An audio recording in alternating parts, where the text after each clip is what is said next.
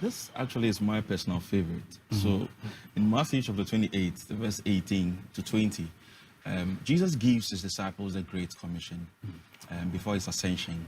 And we see it evolve over the years. How has the execution of this Great Commission evolved?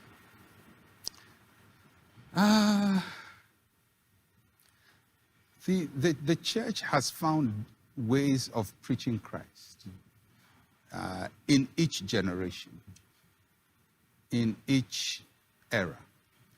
And sometimes the danger we have is try to see the Great Commission in the light of how a previous generation did it.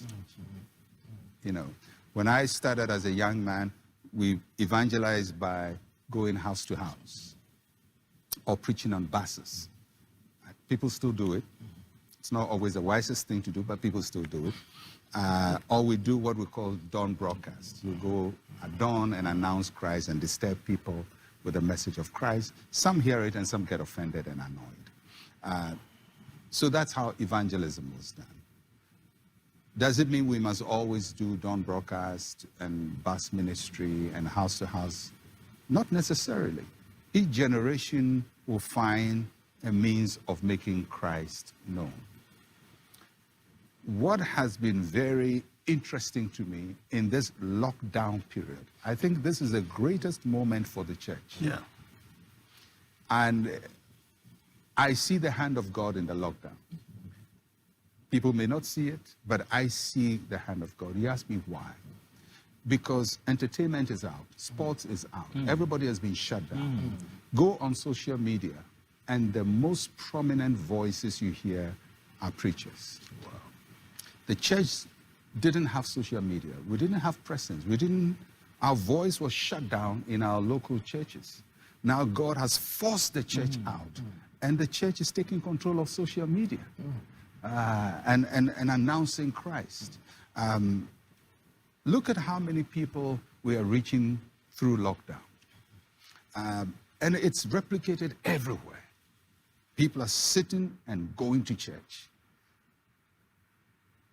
But it's not house-to-house visitation.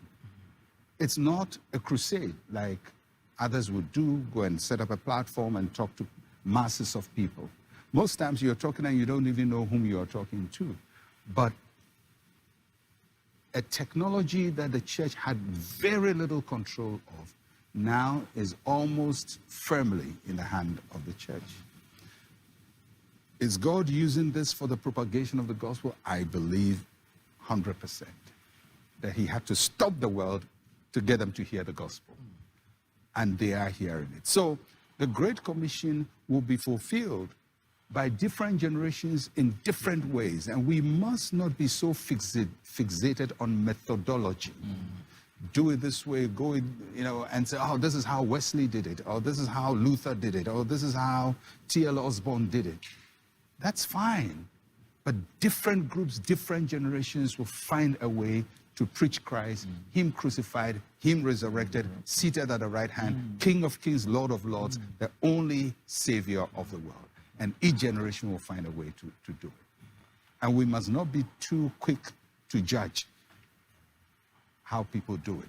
What we have to do is to find out how we preach Christ in our generation and in what context we'll do that.